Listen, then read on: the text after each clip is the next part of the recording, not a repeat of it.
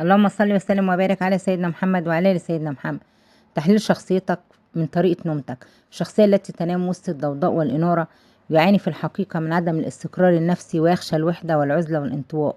الشخصية التي تنام في الهدوء والظلام هي مستقرة نفسيا، هادئ الطباع، تتعامل مع الأحداث والمواقف بواقعية واتزان، وهي أيضا اجتماعية، ومهنيا تمتاز بسرعة البديهة والتفكير المنظم.